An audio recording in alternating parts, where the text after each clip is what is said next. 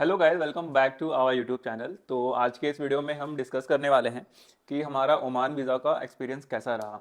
तो रिसेंटली आपने देखा होगा कि हमने ओमान ट्रिप कंप्लीट किया है।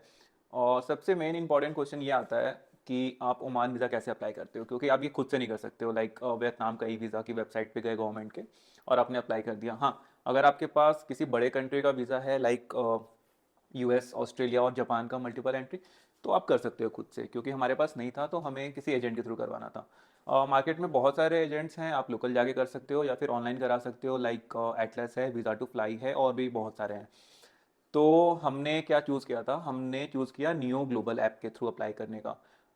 आपने नियो ग्लोबल का नाम सुना होगा, काफ़ी फेमस ऐप है। जब भी आप फॉरेन कंट्री जाते हो तो मोस्ट ऑफ द ट्रैवलर्स इसे यूज़ करते हैं जीरो फॉरेक्स के लिए, क्योंकि ये प्रोवाइड करते हैं डेबिट कार्ड अपना, जहाँ पे कोई चार्ज नहीं लगता है फॉरेक्स ट्रांजेक्शन।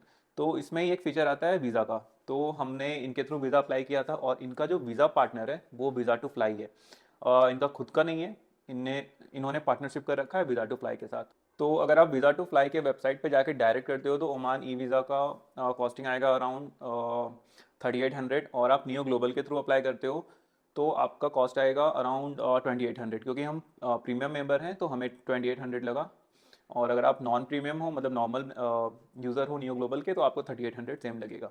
तो हमने सोचा कि चलो नियो ग्लोबल के थ्रू अप्लाई करते हैं, क्योंकि हमें यहाँ पे 1000 पर वीज़ा सेव हो रहा था। हमने 3 वीज़ा अप्लाई किया था। तो हमने वीज़ा अप्लाई किया, हमने 3 एप्लीकेशन अप्लाई किया, और हमारा 3 में से 2 एप्लीकेशन काफ़ी सही से हो गया। जो प्रॉब्लम हुआ हमें तीसरे एप्लीकेशन में ही हुआ। और वीज़ा जब हमें आया तो लाइक हमने आज सुबह अप्लाई किया तो हमें नेक्स्ट डे इवनिंग तक वीज़ा आ गया था। काफ़ी फास्ट प्रोसेस था, हालांकि ये अपने वेबसाइट पे लिखते हैं around 3 to 4 working days, but काफ़ी जल्दी आ गया था। तो जो प्रॉब्लम स्टार्ट हुआ हमारे केस में वो मेरे वीज़ा के साथ स्टार्ट हुआ। हुआ ये कि वीज़ा तो मुझे टाइम पे आ गया था, जैसे मैंने आज अप्लाई किया तो कल मुझे वीज़ा आ गया। पर उसमें एक बहुत बड़ा मिस्टेक था, वो ये था कि मेरा जेंडर ही उन्होंने मेल लिख दिया था। तो पासपोर्ट डिटेल्स वगैरह सब करेक्ट थे, वीज़ा भी सही था, बट मेरा जेंडर ही गलत था। तो उस वीज़ा के साथ तो मैं ट्रैवल बिल्कुल नहीं कर सकती थी, क्योंकि फिर वो वीज़ा ही इनकरेक्ट है। तो इमीडिएटली जब वो मेल भेजते हैं आपको वीज़ा का, तो उसमें वो मेंशन रहता है कि कुछ भी डिस्क्रिपेंसी है तो आप उनको इमीडिएटली 24 आवर्स के अंदर ही आप रीच आउट हम्म। करो। अगर आप 24 घंटे के बाद उनको कुछ मेल करोगे तो फिर वो बिल्कुल एंटरटेन नहीं करते हैं आपको। तो मैंने इमीडिएटली उनको रिप्लाई किया, उनका उन्होंने ईमेल आईडी दे रखा है। तो उस पर मैंने रिप्लाई किया कि मेरे एंड से जो डेटा मैंने आप उन सबमिट किया था सबमिशन के टाइम पे वो बिल्कुल सही था, मैंने अपना जेंडर फीमेल ही डाला था। तो ये जो मिस्टेक हुआ है ये उनकी तरफ से हुआ है, तो वो करेक्ट करके भेजे मुझे मेरा अपडेटेड वीज़ा, ये मैंने उनको मेल भेजा था। और साथ ही साथ हमने नियो ग्लोबल को भी कस्टमर केयर में सपोर्ट किया, क्योंकि हमने अप्लाई किया था नियो ग्लोबल के थ्रू। वीज़ा टू फ्लाई से हमने डायरेक्ट नहीं अप्लाई किया था। तो नियो ग्लोबल टीम से तो हमें कोई सपोर्ट नहीं मिला, उन्होंने बस एक्नॉलेज किया ठीक है we will get back to you, but अभी तक कोई रिप्लाई नहीं आया। बट क्योंकि वीज़ा वीज़ा टू फ्लाई से आता है और उनका सपोर्ट ईमेल भी वहाँ पे रहता है, तो हमने वीज़ा टू फ्लाई को फिर डायरेक्ट कॉन्टैक्ट किया, जैसा कि इसने बताया। तो फिर वहाँ से एक्नॉलेजमेंट आ गया कि या it's our mistake, I mean उनका मिस्टेक था, और they will get it corrected very सुन।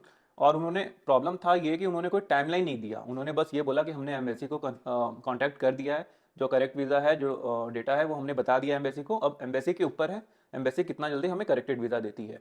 तो ये प्रॉब्लम था, हमने काफ़ी टाइम तक फॉलोअप किया, लाइक 5-6 दिन निकल गए इसमें, तब भी अभी तक कोई अपडेट नहीं था। फिर हमने बार बार उनसे पूछा कि कोई टाइमलाइन है तो वो बता दो।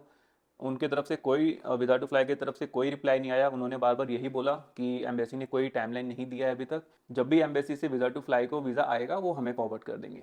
क्योंकि उन्होंने कोई टाइमलाइन नहीं दिया था, तो फिर हमने एक लास्ट मेल डाला कि अगर आप हमें टाइमलाइन नहीं बताते हो तो हम आपके ऊपर चार्जबैक रिक्वेस्ट रेज कर देंगे। आई मीन चार्जबैक वो होता है कि अगर आप क्रेडिट कार्ड से कुछ पेमेंट करते हो और आपको वो सर्विस नहीं मिलता है, तो आप क्रेडिट कार्ड कंपनी को बोल सकते हो, वो आपको पैसा वापस रिफंड कर देंगे क्रेडिट कार्ड के थ्रू।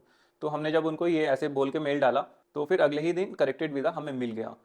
तो ओवरऑल हमारा जो एक्सपीरियंस था, लाइक बोल सकते हैं हमने 3 एप्लीकेशन अप्लाई किया था, जिसमें 2 तो बहुत सही से हो गया, विद इन नेक्स्ट डे हमें वीज़ा मिल गया, विद इन 1 डे। और जो तीसरा वीज़ा था उसमें एक जेंडर का प्रॉब्लम हुआ। हालांकि उन्होंने ये कभी नहीं बोला कि ये प्रॉब्लम हो गया है, अब ये वीज़ा रिजेक्ट हो जाएगा और आपको एक नया फ्रेश एप्लीकेशन अप्लाई करना होगा। उन्होंने हमेशा यही बोला कि it will take time but it will be corrected. तो हमारा एक्सपीरियंस काफ़ी एवरेज था, मतलब बुरा भी नहीं था कुछ अच्छा भी नहीं हुआ, क्योंकि बुरा तभी होता जब हमें वीज़ा नहीं मिलता, बट लास्ट में फाइनली वीज़ा मिल गया। और एक प्लस पॉइंट हमारे साथ ये था कि हमारा ट्रैवल टाइम अभी 2 महीने बाद है, तो हमें ज़्यादा मतलब पैनिक होने का ज़रूरत नहीं पड़ा, क्योंकि हमारे पास काफ़ी एनफ टाइम था। अगर आपके पास टाइम कम है, आपको लाइक विद इन 10 डेज और 15 डेज ट्रैवल करना है, तो आप इस पर सोच सकते हो कि आपको किस कंपनी के साथ जाना है। हालांकि मार्केट में और भी कंपनीज है, लाइक एटलस, जैसे हमने स्टार्टिंग में बताया था, बट एटलस का तो और बुरा और बुरा ही हाल है, काफ़ी बैड रिव्यूज़ हैं इंटरनेट पे, तो हमने एटलस के साथ जाने का कभी नहीं सोचा था। तो ओवरऑल अगर हम अपने एक्सपीरियंस के बारे में बात करें तो इट वाज़ गुड, मतलब बहुत अच्छा भी नहीं रहा, बहुत ख़राब भी नहीं हुआ। अच्छा सिर्फ़ ये था कि हमने 3 अप्लाई किया, 3 एप्लीकेशन था हमारे में, 2 का सही सही से अच्छे से वीज़ा आ गया, बट जो तीसरा था उसमें हमें बहुत ही प्रॉब्लम, लाइक बहुत ट्रॉमा झेलना पड़ा। तो इस वज़ह से जो एक्सपीरियंस होता है वो थोड़ा-सा ख़राब हो जाता है। तो एवरेज एक्सपीरियंस हम बताएँगे कि वो एक्सपीरियंस जो था वो इनके साथ वो बिल्कुल एवरेज सा था। तो उन्होंने एटलीस्ट ये तो नहीं बोला कि हम आपको ठीक करके नहीं देंगे वीज़ा।